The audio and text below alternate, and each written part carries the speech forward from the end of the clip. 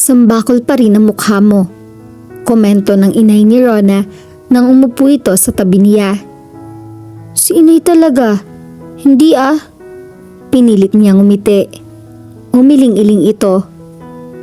Ako ba na inay mo ay paglululokohin mo pa? Ano ba kasing problema ng bibi ko? Dumantay ang palad nito sa likod niya at hinagod-hagod iyon. Nangilid ang mga luha niya. Matagal-tagal na rin niyang hindi nangungulila sa kalinga ng isang ina. Nakakatawa siguro na ang laki-laki na niya pero parang may init siyang nadama sa puso niya nang tawagin siya nitong bibi ko. Sa puso no? Hula nito. Tumango siya. Sinong magaling na lalaking nanakit sa'yo? Iharap mo sa akin at babalatan ko ng buhay. Parang gigil na gigil nga itong gawin iyon. Natawa siya. Hindi niya kasalanan na eh. Ako ang engot. Pero okay lang naman ako. Kaunting emote at pahinga lang ang katapat nun. Ang buhok naman niya ang hinaplos nito. Kung ang lalaking iyon ang dahilan kung bakit napadpad ka rito, dapat ko pa siguro siyang pasalamatan. Wika nito. Nay! Namiss kita anak, sabi nito. Kahit naman may iba na akong asawa at nag-anak kami, ay anak pa rin kita. Kung naramdaman mo man na ina-itspuera ka, pasensya na ha, hindi yun ang intensyon ko. Parang batang naglalambing na sumandal siya sa balikat nito. Sorry din Nay, kung hindi kita madalas madalaw. Medyo nagtatampo nga talaga ako. Pag-amin niya. Sinasabi ko na nga ba eh. Sana naman alisin mo na sa isip mo ang tampo na yan. Mula ngayon, dadalaw ka na rito madalas. Kahit nga dito ka naman malagi. Walang problema. Hindi na rin naman ibang turing sa'yo ng Tito Ramil mo. Naiilang kasi ako. Baka sabihin niya. Mabait siya anak. Kung makikilala mo siya ng husto, ay mararamdaman mong tiyak ang kabutihan ng puso niya. Kaya huwag ka nang magilang. O ano, dito ka natitira? Parang natuwa pa ito sa ideyang iyon. Hindi siguro Nay. Pero promise, dadalaw ako ng madalas. Isa pa, hindi pa naman ako aalis. Kailangan ko pang... Nahinto ang pagsasalita nila. Mula ng labas ay marinig niya ang... Tao po? Napaikas siya sa kinauupuan. Kaboses ni Lola Lucy ang nagsalita. Pero imposibleng ito ang tumatawag. Ni hindi nga nito alam ang tungkol sa lugar na iyon. Tinakbo niya ang binatang nakatanaw sa bakuran at tumunghay siya roon. Pakiramdam niya ay namamalikmata siya nang ang matanda nga ang nakita niya. Nagmamadali siyang lumabas para salubungin nito. Gawa sa kahoy ang gate nila at wala namang tarangkahan ng pinto pero nanatili itong nakatayo sa labas niyon. Lola! Magiliw na bati niya rito. Ang layo naman yata na ibiniyahin niyo.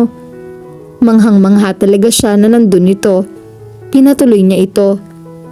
Ang layo nga, ilang beses pa kaming naligaw ng driver ko.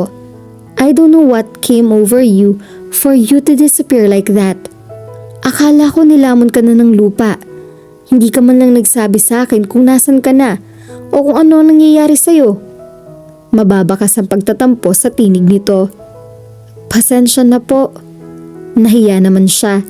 Ni hindi nga pala niya naalalang magsabi dito. Pati na sa ibang mga suki niya na mawawala siya ng matagal. Ni hindi rin kasi siya nagbubukas ng cellphone niya. Aasa lang siya na magte-text o tatawag sa kanya si Kin. At kapag hindi nangyari yon, at malamang nga ay hindi mangyayari yon, ay sasama lang ang loob niya. Mas mainam nang i-off muna iyon. Ang kaso nga ay may ibang tao palang posibleng maghanap sa kanya. Batang to? Ano bang nangyari at bigla kang nawala? Panay ang tawag ko sa telepono mo. Out of coverage area naman daw. Nag-alala tuloy ako sa'yo. Ipinadetective pa kita para lang matuntun kita. Ina-detective? Tumango ito. Para lang mapanatag ang kalooban ko. At saka gusto rin kitang makausap at pasalamatan. Naikwento sa akin ni Kinang nangyari. Kamusta na pala siya? At si Trisha na rin. Mabuti na sila. Nakarating na sila sa bokana ng pintuan kung saan sumalubong sa kanila ang inay niya. Ipinakilala niya ang mga ito sa isa't isa. Kayo palang madalas maikwento sa akin ng anak ko. Ang inay niya kay Lola Lucy. Napakabait niyo raw. Mabait din naman kasi siyang bata. Nahangiting tumingin sa kanya si Lola Lucy. Thanks la, ganti niya. Kapag kwanay napagawi ang mga mata niya sa kwintas na suot nito. Malaki ang pendant at mukhang antigo. Ang ganda niyan la. Nun lang niya yun nakita. Ito ba? Bigay ito sa akin ni Trisha nung birthday ko. Nito. Muntik nang mapalis ang ngiti sa mga labi niya nang banggitin nito ang dalaga pero pinigilan niya. Gusto nga rin sana kitang imbitahin kaso hindi naman kita mahagilap. Patuloy ni Lola Lucy. Sorry po talaga. Happy birthday po ha, kahit belated na. Namiss kita, saad nito. Si Lola talaga. Hindi siya nakatiis, niyakap niya ito, pero napaigkas din siya. Bigla kasing sumulpot sa diwa niya ang mukha ni Trisha. Nakasuot ito ng traje de boha. Ngiti-ngiti at halatang nagpakasaya. Ikakasal na siya. Hindi niya nakita ang groom to be nito para madaling mahulaan kung sino iyon. Ikakasal na si Trisha? Hayag niya. Natulala sandali ang matanda. Paano mo? Ay oo nga pala, may iba kang kakayahan. Tumingin nito sa suot nitong kwintas. Ito siguro ang dahilan. Iba ka talaga? Iba po talagang batang yan. Ako nga ho kung minsan hindi pa rin makapaniwala sa kakayahan niya. Anang inay niya. Mabuti na lang at mayroon siya niyan, sabi ni Lola Lucy. Kung hindi, baka wala na ang aking pinakamamahal na apo ngayon.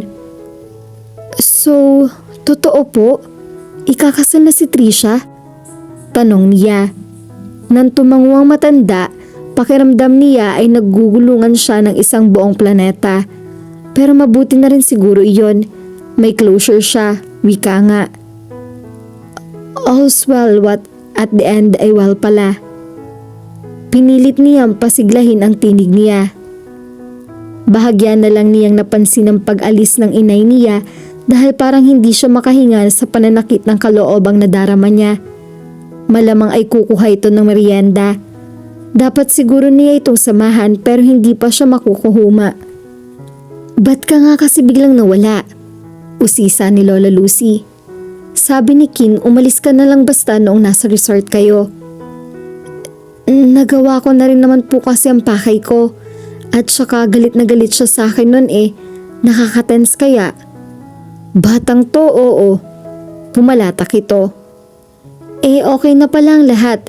Siguro naman hindi na ganun kagalit sa akin si Kin. Baka mapapatawad niya na ako. Sabi niya. For wanting to save my life? Oo naman. Namilog ang mga mata niya. Lalo pang napabaling niya ang nagsasalitang si Kin ang tumambad sa kanya. Saan ka nang galing? Tanong niya. Nako, hindi mo ba narinig na may taga-tao po sa labas? Tanong niya. Umiling siya pero nahinuha niya na kaya siguro ito umalis para tagunin ang tumatawag. Hindi naman ako mag-isang naghahanap sa'yo, paliwanag ni Lola Lucy. Hindi rin ako nakaisip na ipa-detective ka na kung hindi iyang si Kin. Hindi siya mapalagay. Gusto ko raw niyang makausap. Pero akala ko driver ang kasama niyo. Anya. Oo nga, siya yung driver. May bahid ng kapilyahan ang ngiting sumilay sa mga labi ni Lola Lucy. At siguro ay dapat kayo mag-usap ng matahimik na ang isang iyan. Tumingin ng matanda sa inay niya. Sige, mag-usap kayo, sabi ng inay niya sa kanya. Doon muna kami ni Lola Lucy sa kusina. Mapamerienda ko man lang siya. Nang maiwan na sila ni Kin sa sala, ay agad ito nagsalita. I am sorry for the way I acted. Inisip niya na nakokonsensya siguro ito sa inasal nito, Kaya gano'n na lamang ang pagpupilit nito na matuntun siya. Mas mabuti nang iyon ang isipin niya kaysa atupagin pa niya ang pag-asang nagtatangkang umusbong sa puso niya. Ikakasal na nga siya, hindi ba? Wala yon, naiintindihan ko. Natural lang namang magalit ka. Nobya mo ang muntik nang mapahamak ng dahil sa akin. Alam ko naman na mahal mo siya. Wow, hanep sa aray. Hindi niya maiwasang tahimik na idugtong. Congrats nga pala ha. For what? Para sa kasal niya ni Trisha, ano ka ba? Hindi ito nagsalita. Ikakasal na nga si Trisha pero hindi sa akin. Kapag kwan ay sabi nito. Napaawang ang bibig niya pero walang katagang lumabas doon. Nagulat at nalito kasi siya. Kanino pala? Kay Carl. Ha? Naku, sorry ha. Tiyak na masama ang loob nito. It's okay. Actually, I'm kinda glad. Glad? Okay ka lang? Oo naman, okay na okay. Pero, even back there at the island, or maybe even way back, I was already having serious doubts about my relationship with Trisha. I mean, I like her. I even prefer to think I loved her. Pero bago pa man tayo makarating sa isla, ay parang nawalan na ng init ang relasyon namin. In fact, as you already know, the vacation was an attempt to rekindle the spark between us. But I guess we're just not meant for each other. Galit na galit ka sa akin nung pinigilan kita. I mean, oo, dapat ka nga siguro magalit pero I felt so frustrated. That's why, pakiramdam ko may nagawa akong dapat kung hindi mo ako pinigilan. I'm sorry for the way I reacted. Tumango siya. At least humingi na ito ng tawad. Sinapon nito mukha niya. Can you forgive me? Oo naman. Kung ganun, bakit ka umiiyak? Ha? Pinahid nito ang daliri nito ang pisngi niya. Noon lang niya nawari na hindi na pala niya napigilan ng mga luha niya. Wala. Hindi lang ang paghingi ng tawad ang pakay ko, sabi nito. Gusto mong mapalagay na si Lola Lucy. Hula niya. That too. Pero may isa pa. Magpapa-reflexology ka. No. Gusto mong subukan kong sumagap ng pangitain? Sorry pero hindi ko kontrolado. I want to say I love you, sabi nito. Ang kakayahan ko, basta lang sumusulpot ang mga pangitain at ano ka mo? I love you. Gusto kong malaman mo yun. Ako? Oo, ikaw. Okay, nakakagulat siguro. Kahit nga ako hirap maniwala nung una. Lalo pa at may girlfriend ako at hindi ko naman gawi ang maging palikero. But the feeling was there and try as I might to bury it, even kill it, it won't let me. It was just too strong until I had no choice but to admit the truth that I'm fully and madly in love with you.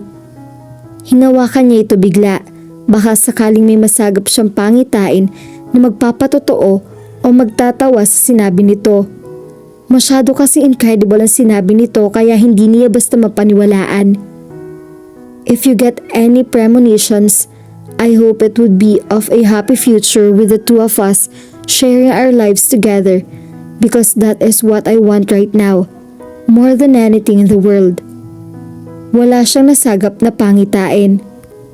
At parang hindi na kailangan, sapat nang itinitibok ng puso niya na tanggapin ang sinasabi nito. Mahal din kita, kahit pa nga akala ko ay bokyang-bokya ako sa'yo. What made you think na bokya ka? I kissed you, didn't I? At ngayon pa lang ay dapat mo nang malaman, hindi ako ang tipong nanghahalik ng basta lang. When I kiss woman, it means I have deep feelings for her. Wow, kakaiba ka ha? Wika nga niya. Kagaya ng kakaiba ka rin, Orona. Kinabig siya nito at niyakap. I can't believe this is happening. Mababakas ang paghinalong tuwa at pagmamakang mangha nito. Sa pagkakakulong niya sa mga bisig nito ay saka siya nakakita ng pangitain, pero hindi yun bunsod ng kakaibang kakayahan niya. Sa halip, iyon ay ang piping pangarap ng isang taong nagmamahal. At dito na po, nagtatapos ang kwentong pag-ibig ni Rona and Chin. At lagi po nating tandaan, at sa tamang panahon, may isang taong magpapatunay sa iyo kung bakit ka para sa kanya. At kung bakit hindi ka para sa iba.